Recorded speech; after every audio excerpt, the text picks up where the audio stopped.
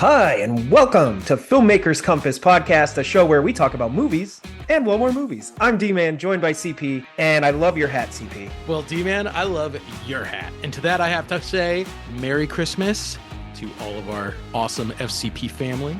Yes, Merry Christmas. We're both wearing Santa hats. I have on a Baby Yoda, or Grogu, for those of you that get offended if you call him Baby Yoda, Grogu shirt, and he is decked out in Christmas lights, which is pretty cool. Big kudos to my dad for sending me this shirt. That's actually pretty dope. You know, I'm a huge Star Wars guy, so most of my Christmas shirts are Star Wars related. I didn't know you were a huge Star Wars fan, D-Man. Could you please elaborate more? Yes, I am, and may the force be with you for this holiday season.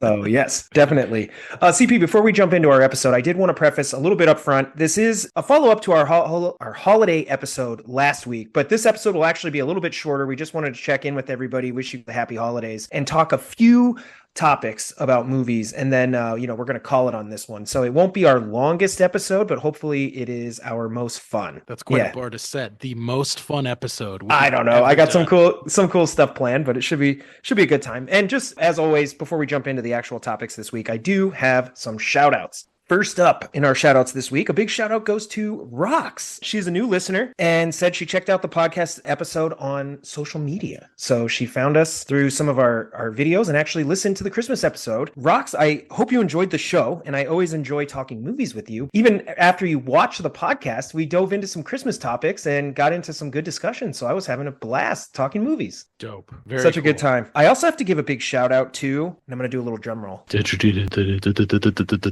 Another Christian. What? Wait, what? Yes, Steph's nephew Christian said he also saw the show on social media and checked it out and enjoyed the Christmas podcast and the holiday content. Christian, cool. Thank you for tuning in. That's incredible. Now, here's a long shout out. This isn't actually a shout out so much as me reading somebody else's shout out. And that person is Brian, our guest a couple weeks ago talking about World Twisteries. And he actually said, had the time of my life talking with Filmmakers Compass podcast ahead of the World Twisteries screening at Dances with Films New York, which went very well, which is awesome. Good to hear. Also, apparently he survived his flight on Spirit Airlines. So Brian, way to go, man. Thank God you're alive. It's in this episode I blurt out the phrase mad props, which many of you have waited years to hear me say organically. If they ever have me back on, I'll try to incorporate something like getting jiggy with it or jamming on the one. And I think we will absolutely have you back on again, Brian. I'm sure there's a lot of other movies and topics in addition to World Twisteries that we could I just want to hear him say getting jiggy with it. Yeah. I did 1997. Right. I did not want this interview to end. Christian and Dustin are hilarious and so easy to talk to and produce one of the most engaging entertainment forums. I should know the Latin by now out there. I've been sharing video snippets since getting back, but here's our full chat. Make sure to subscribe and follow them. They are just plain awesome, and I was grateful for their time. And in the holiday spirits, they graciously allowed me to plug Paul James's Adventure Bros Christmas special, just the memory of which sent me into uncontrollable mirth in mid-sentence, and the Ealing Film Festival, which solidified our partnership. So very happy to spread the joy and rapture. So Brian, thank you so much for that shout out. It's like a meta shout out right now, CP. I know, dude. But Brian, yes, had a great time having you on the show. And like I said, there's got to be a ton of different topics and movies and stuff that I'm sure if we do a little pre-production meeting, we'll find in no time. So it would be great to have you back on the show.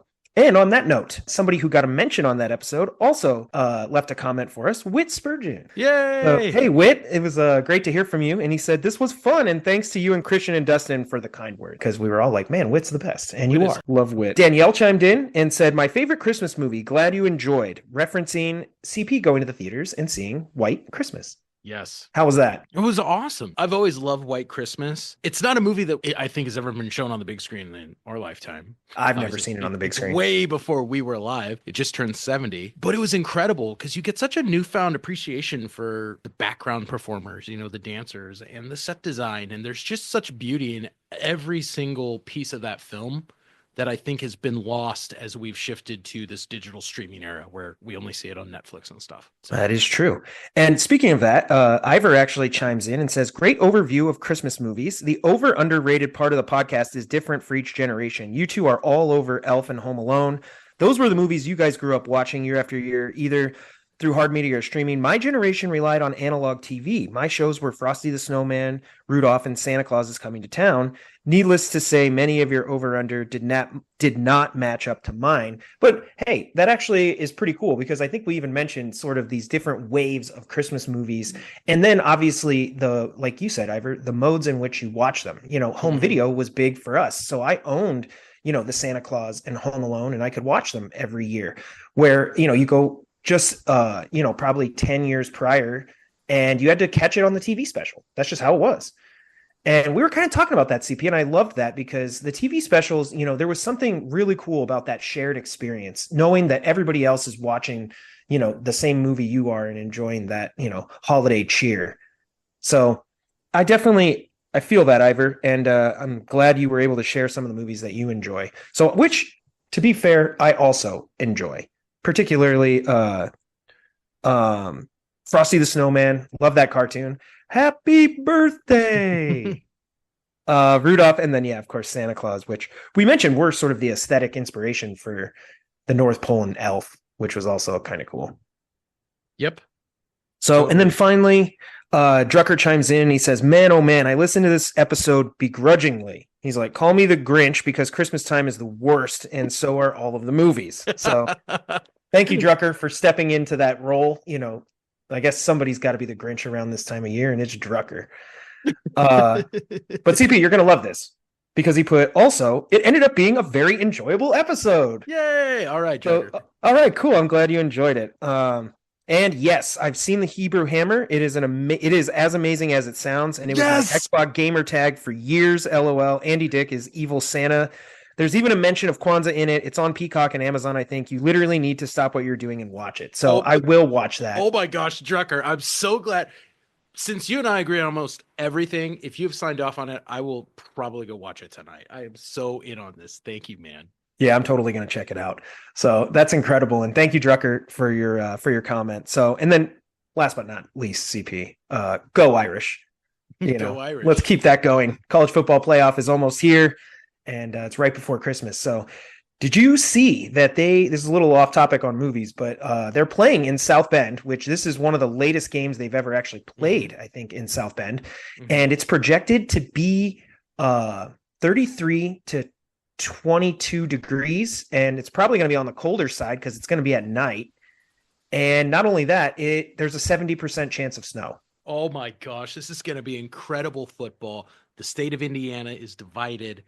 It's the Indiana Bowl. Notre Dame versus Indiana. And I mean, hey, shout out to Mr. Drew Knox, who is a huge Notre Dame fan, but he also went to IU. Well, who's he taking? The Irish, or is he taking IU? I think the Irish. I think good man. Everybody knows where your heart lies, and he's got a clover for a heart. And I don't know though, because another shout out to a dual person, but my sister Steph, who also grew up in South Bend, huge Notre Dame fan, but went and graduated from Indiana University.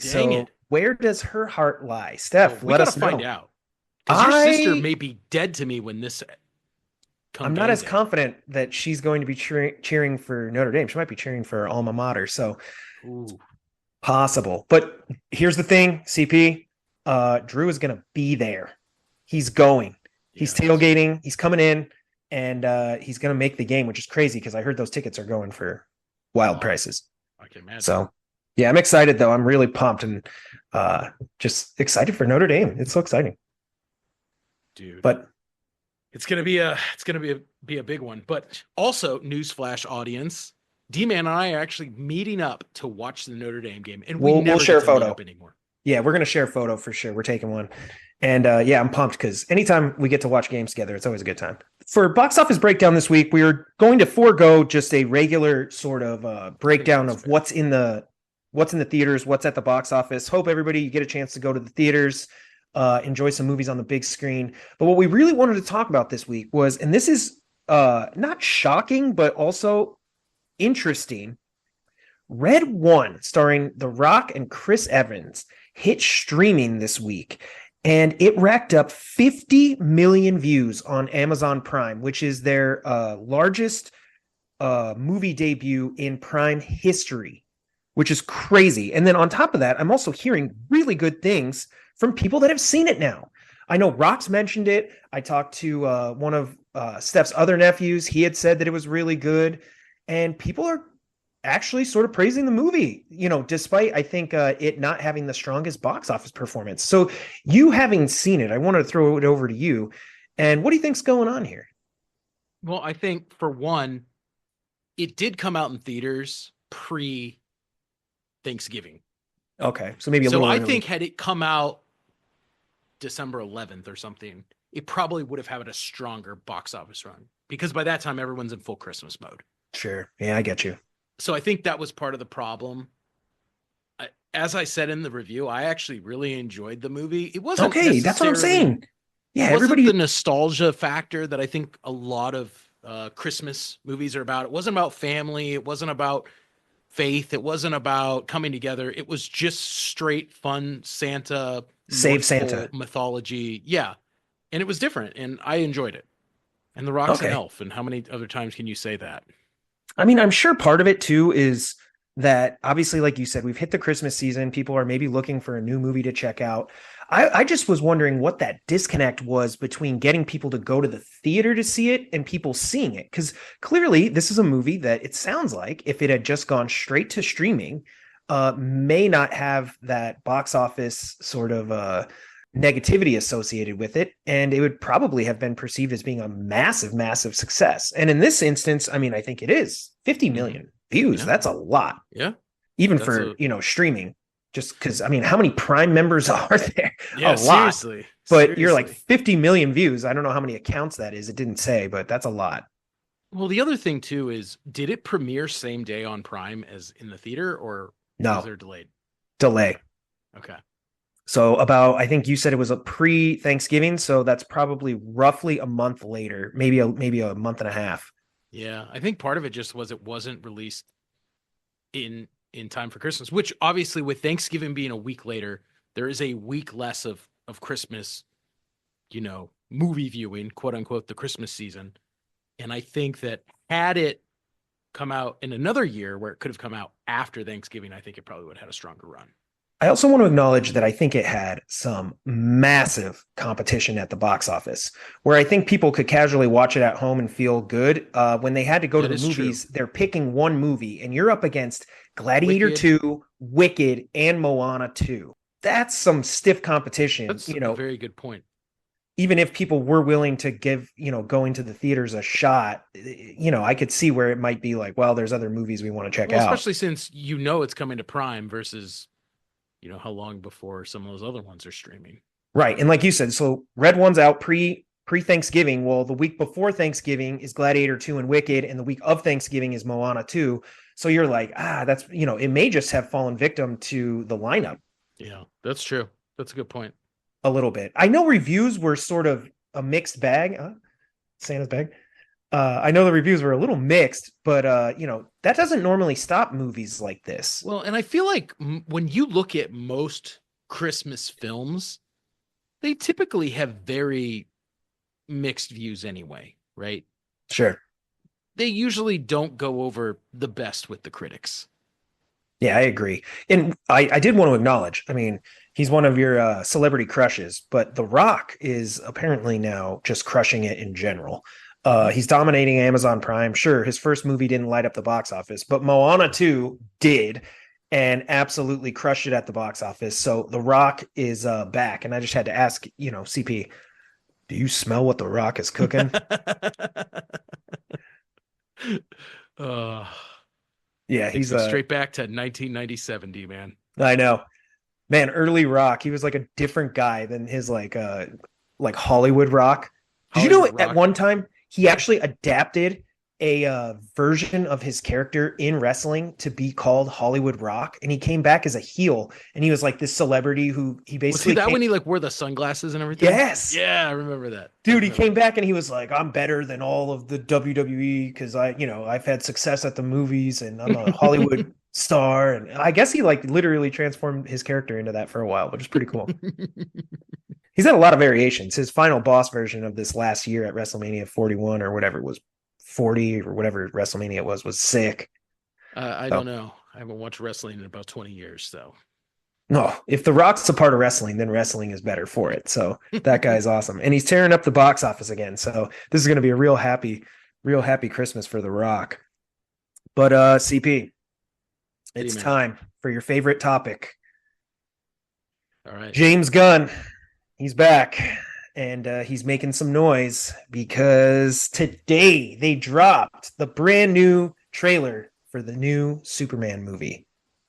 Yep, so that's right, everyone. Coming out July 11th, you are going to get to see James Gunn ruin Superman for all of us. Come on. I mean, all right, first up, I got to get your opinion on this trailer because A, you are a huge Superman fan, both comics and movies, and you're a James Gunn fanboy. So 2 out of 3 isn't bad, but yeah. Okay, continue. Honest thoughts. Let's go. Maybe if you have to rant at first and just get the whole, tirade out of the way about why James Gunn sucks, but then your honest thoughts. Like, what's your opinion here? Listen, this is going to be I'm assuming the rest of America agrees with me. I watched that trailer and could not be less excited to see a Superman movie. Totally underwhelming. Okay. Now, okay. What about, did you like the idea of having Krypto in the film, the dog? No, but he did look like J-Dog. I mean, you know what was interesting? I'm assuming that's a totally 100% CGI dog. Yeah, 100%. It looked pretty good, though. J-Dog, by the way, is D-Man's dog from childhood. Yeah, childhood dog.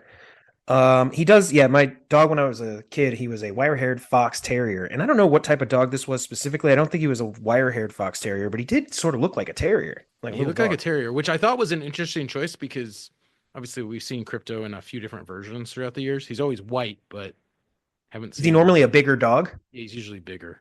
I mean, he had a cape on and everything. That was pretty cool. We got a couple glimpses of the Daily Bugle, or the Daily Planet, sorry. Daily Bugle would be Spider-Man. Daily Planet. Yeah, my bad. Slipped right there. Daily Planet. I know we saw our first cut of a bunch of different characters. Lois Lane. There was it Hawk Girl? Yeah. Green Lantern. It looks like we also saw Brainiac. And then there was some sort of like kaiju attacking Metropolis. I was also weirded out by the fact that we don't see a LexCorp building. We see a Luthor Corp building. Yeah, it's Luthor Corp. Yeah. Which I don't know what that is. I don't know. Is that a problem for you? I mean, obviously.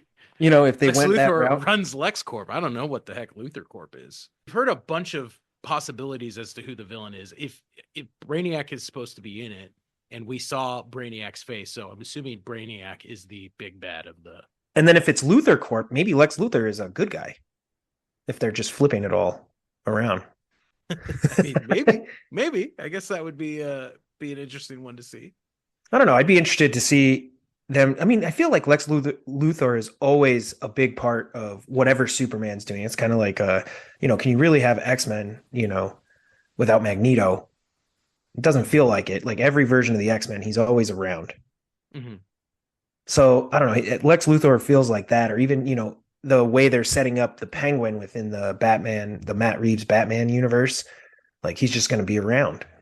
Well, yeah, and I think that's exactly the way actually to, like, I guess, point James Gunn. That is the way to create. He's always a factor working in the shadows too. Okay, I just heard you compliment James Gunn. That's all I can really think about right now. That's fine. That's fine. Well done. We've done it. Clock is right. Twice his a day. Trailer was a success. And then finally, we got a glimpse at the end of the trailer of Mr. Terrific, who apparently is supposed to play a fairly significant role in the story, which I don't know what it's going to be. I don't know if anyone really knows. I don't know if James Gunn knows. He said he was that. What did he say? I heard him. I read he made a comment where he said it was really difficult and sad working on the Superman movie, and he wasn't happy doing it. That's interesting. What did you think visually? Because a lot of the criticism I saw online was that the color or the saturation of the oversaturation of some of the colors sort of gave like a fanboy vibe to the trailer versus maybe this, very cinematic epic. It didn't. I mean, I think that's a great way to put it. It feels fanboy. Like it feels almost like it could have been made for like the WB as opposed to being made for the big screen. Okay. And I don't know what your take on that was, but considering that I've watched the Supergirl show, like visually it has some aesthetic quality that looks similar to that as opposed to, I think one of the things that you could compliment Zack Snyder for what he did with Man of Steel was Man of Steel has a very cinematic quality to it. Yeah, you got to give it that. I think most of the failures come from the writing components of it, but like it visually looks like a cinematic story. And I didn't get this from the trailer. Yeah, they didn't reveal, it is just a teaser trailer, but they didn't reveal too much in way of what the actual story and the story beats will be. It looks like a lot of the elements that we expected, a lot of the elements just from Superman lore were there. But I did have a couple questions. I mean, this is the first time we've really seen the costume itself in this new costume in live action. What are your thoughts on that? Because I know it got a little criticism with the collar and some of the elements when they shared the photo of the costume, but you see it here in live action. I thought it looked pretty good. I mean, I don't like the collar. I never like when they add that. I didn't like when they put it in the comic books. I don't like it on the action figure. So that for me is a complaint. They did bring the hairstyle back, so it's more traditional, which I did like. So we don't know yet if the riff on John Williams' famous Superman score is actually a part of the film or if they're using it just for promotional purposes. I think my understanding is it's just for promotional purposes. And in my opinion, if you're actually going to do that just for promotional purposes, why not go back to the original score? It is a great score. I mean, John Williams obviously is the GOAT. He's incredible with all of his scores, and this is another iconic one. I think if you actually, I don't know, we didn't talk about it, CP, but they released a documentary on Disney Plus about John Williams. If you haven't had a chance to watch it, it's excellent. But I think in the trailer for that documentary, they used the Superman theme. That's the one they chose. I think there's a couple that get sprinkled throughout. I think they have like a hint of Jurassic Park. Obviously, they do the blast of, Star Wars. But really the theme for the trailer for that documentary was Superman. Well, it's a great theme song. One of the best. So, and then I also wanted to touch on, what did you think of the special effects here? Because we're in that era where special effects in superhero movies overall are being criticized, a la The Flash, a la some of the effects that showed up in Thor Ragnarok or even Doctor Strange Multiverse of Madness. Yeah.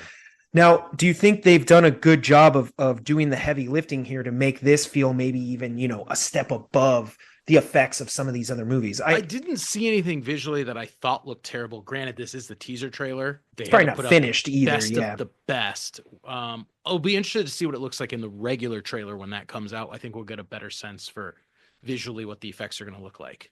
Okay, yeah, because I know another criticism too is they have the like Ant-Man and Quantumania.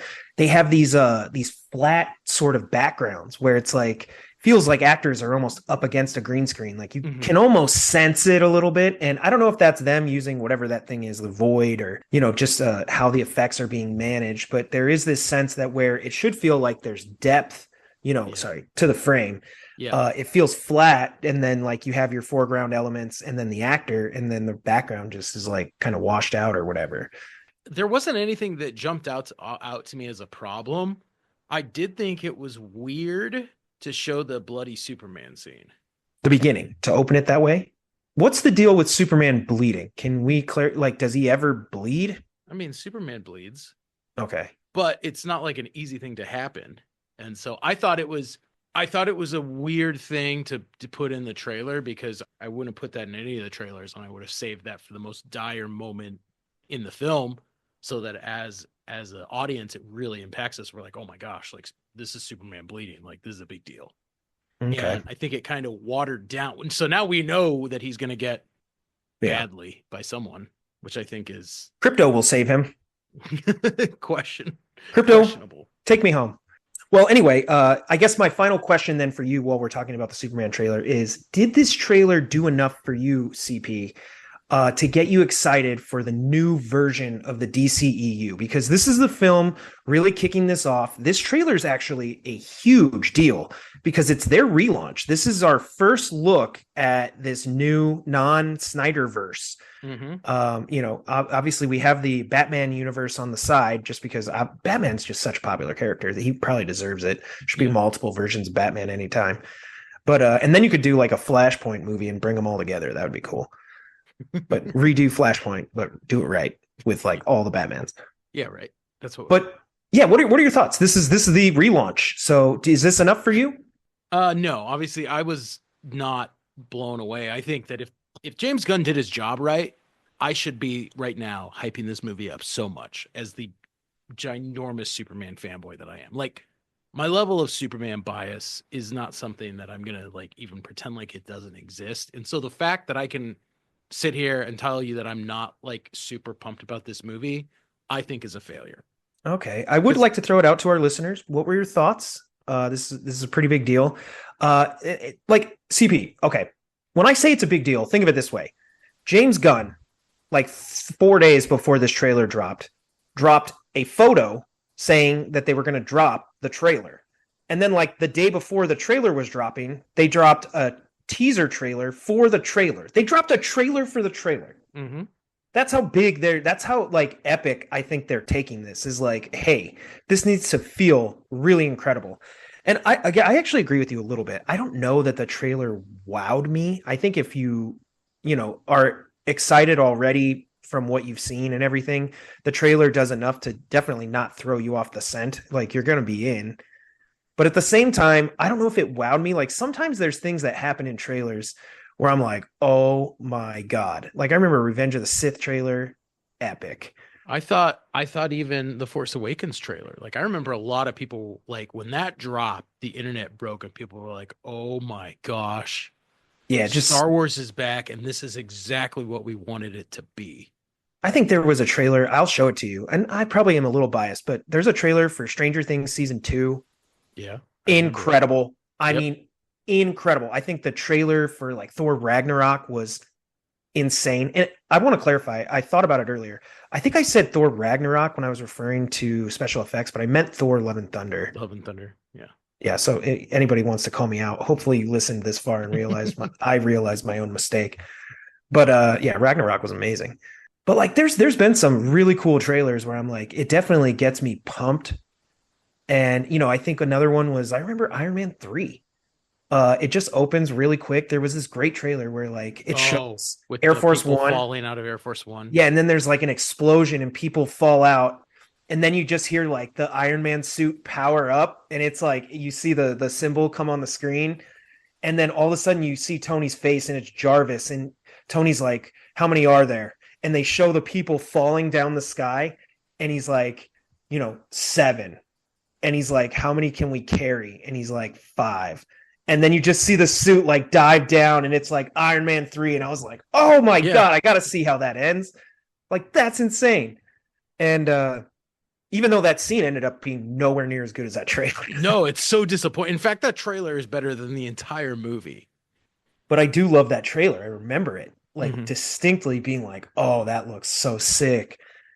And they had built it up, but I don't know. I didn't really get that here. Like this being something that I'd have to share. I did text Steph. I did text you. So I mean, it was definitely on Mhm. all of ours radars. Yeah. My thing is like again, like I remember when the teaser trailer for Man of Steel dropped and they play the Bridge of Khazad-dûm from Lord of the Rings yes. song.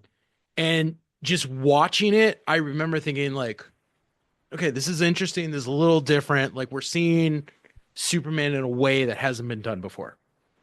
Yeah. Watching this James Gunn trailer, I didn't get that vibe of like, okay, this is clearly a new take, or this is a completely faithful adaptation to the Superman that we know from the movies. Like I'm kind of a little unsure of what we're gonna get. And that's my issue with it. Yeah. And the other thing too is like also to the extent that is this, a standalone film within the DCEU, a la, the original Iron Man, where it's like, yes, I mean, you're launching this conceptual idea of a shared universe, but really like the movie stands alone, or is this a movie, much more like maybe Batman versus Superman, where it's like, hey, this clearly is the progression of the overall shared universe story, a la the way in, I don't know why I say that, but the way that they do with like Avengers films in the MCU, where that's really the narrative engine that pushes the main story forward. Yeah, no, I agree. And I don't know. So we'll see what we get. Yeah, it's definitely interesting. Well, I do want to throw it out to our listeners. You guys, anybody that's checked out the trailer, if you haven't already, go check it out and drop us a comment and let us know what you think. because it's pretty exciting. I mean, as far as superhero movie fatigue and where we're at in some of these different shared universes, we're getting a brand new one. So that's pretty exciting for me, and I can't wait till July. CP. Hopefully, we'll go together. We'll go see this movie. Boom. All right, let's make a date. I'm excited. All right. Well, I did want to ask you before we head out for the day. I know I mentioned this was going to be a shorter episode, and I wanted to ask you though, what are you going to be watching on Christmas Eve? What Christmas movie is in your lineup? For basically the best night of the year. Best night of the year. Well, usually my tradition on Christmas Eve is I pretty much always watch the Santa Claus. Okay, that's a great one. That's a It's great been one that for way since I Christmas was a Eve. kid. Yeah. I love that Santa Claus on Christmas Eve because that movie literally it's like the tent poles are on Christmas Eve. So it's like the Beginning and movie the end. opens Yep. there and then ends there, and all within the context of a year. And so it's like Christmas Eve is the night within the context of this movie. Yeah. And it works so well. It's so magical. I love, especially when Tim Allen, he goes down, into the chimneys on the first night where he still looks like Tim Allen. And I love when he goes into the homes because here is that Taylor. like I remember snooping around, it probably wasn't as late as I remember, but like when I was a kid, going down and the cookies were out there and it's Mhm. really quiet. Yep. Everybody's asleep because they're like, oh, hey, Santa's coming. And that was just so much fun. And I felt that movie really captured that. And you know what else is crazy? When you compare the original Santa Claus to the sequels, 2 and 3, and is there a fourth one? I don't even know. No, there's that TV series though. Yeah, that's what it was. Okay, there was a TV series. But isn't it weird how the first movie feels so different, like visually and aesthetically from the rest of that series? It almost feels like a little bit more like amateurish. Yeah, then the other ones have much more like the look of the North Pole changes. There's a lot more CGI. On top of it, they Bernard the elf changes. Yeah. He came back for that show, I think. Yeah, but it's not quite the same as what it was. Like the first movie and 2 and 3 are very distinctly stylistically different. Also, 2 and 3 were made like right on the heels of each other, Yeah, that's true. but like a good 10 years after the first one. I know, because Charlie looks so much older. Yeah. And they progressively just push Charlie's age up until I think, in the series, like he's a dad. Yeah, and he's got kids. Yeah. is- So like, Yeah. yeah, that's a dad. Uh, yeah, but Santa Claus is a great Thanks. one. Thanks. I did finally watch Home Alone, which is Oh, incredible. you've never seen it before? No, I'm just saying, like last week we were talking about, I hadn't gotten around to watching Home Alone yet, and I watched Die Hard and Home Alone this week, which was incredible. I mean, that's just an Nice. insane lineup. Nice. I just say Die Hard is amazing, Die Hard is incredible, and it is Like- a Christmas movie, so good job.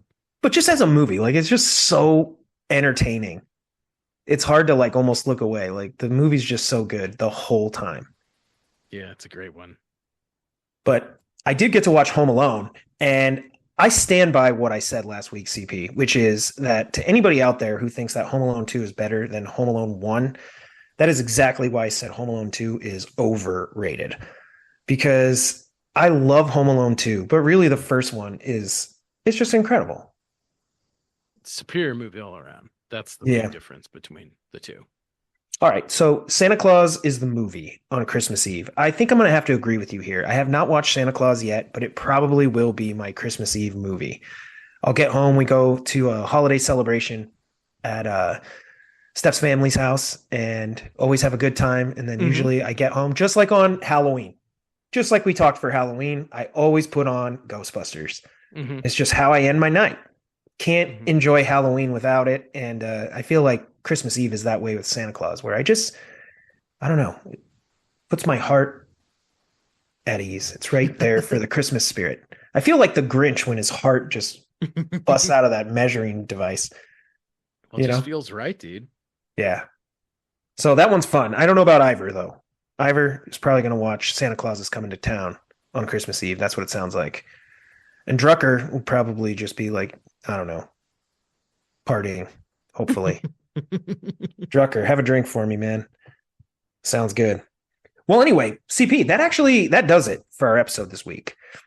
So it's on the shorter side. It's actually not as short as I thought it was gonna be. We went for a decent amount of I thought it time. was going to be 10 minutes. Yeah. And To see before we log off though, CP, Ooh.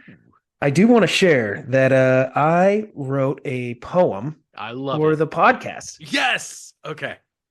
So I'm going to read that now. It's a holiday poem titled "'Twas the Night Before Podcasting." Oh my gosh. And I have not heard this, everyone. So you and I are getting to hear this for the first time together. All right. D-Man. Yeah, hang on. Let me drink some water. I feel like a guy getting up to All right. give his speech when he's going up, accepting an award. It's like clear your throat, make sure you're good to read this whole thing. So, all right, here we D-Man, go. the floor is yours. The poem is titled "'Twas the Night Before Podcasting." All right, here we go. "'Twas the night before podcasting, and all through the mic, CP was preparing hot takes he knew fans would like. The outlines were printed, the segments prepared, while D-Man rewatched Star Wars, the first one, he declared. The mics were set up on the desk with care, in hopes that new downloads soon would be there. Their fans, Ivor and Drucker, refreshed with delight, ready for the box office breakdown that night. CP in his hoodie, D-Man in his cap, had just settled in for their podcasting rap. When out in the chat room there rose such a clatter, they sprang from their seats to see what was the matter. Through rapid-fire question, the hot takes did fly. Is Die Hard a Christmas film? We'll argue till we die. Lists of best movies from every decade, and shout-outs for fans who loyally stayed. D-Man praised A New Hope, the best film of all time, while CP rolled his eyes at another Star Wars rhyme. But what about Gunn? CP groaned in dismay. Don't get me started. He ruined Suicide all day. But Superman talk made CP's heart glow bright, while D-Man pitched Blade Runner into the night. Best sci-fi movie ever, he boldly proclaimed. CP shook his head. The original cut is super lame. From Indiana they hailed, true Hoosier-born lads. Their love for the movies, both happy and mad. Guests would pop in with theories profound, and sometimes trivia would stump them all round. They signed off at last, their banter complete, with laughs and debates no one could beat. As the outro played on, their tagline took flight. We talk about movies, and well, more movies. Good night. Happy podcasting to all, and I hope you enjoyed the show. That was incredible, D-Man. That was a lot of fun. I had fun, messing around with that. It was cool. Inc- So definitely fun, but to all of our listeners, Merry Christmas, Happy Holidays, Drucker, Happy Hanukkah, and I hope you guys all have a fantastic holiday season. I'm not going to drag out all the outros this week, CP. We're just going to go ahead and sign off and say I hope you guys all have an amazing holiday. So, Merry Christmas, Happy Hanukkah. Listen to this episode of the podcast. We'll be back here next week to talk about movies.